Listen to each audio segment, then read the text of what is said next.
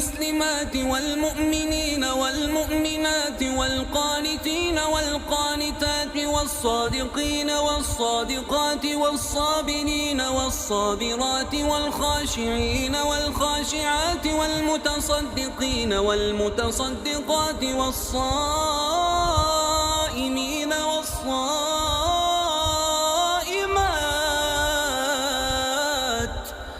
والحافظين فروجهم والحافظات والذاكرين الله كثيرا والذاكرات أعد الله لهم مغفرة وأجرا عظيما.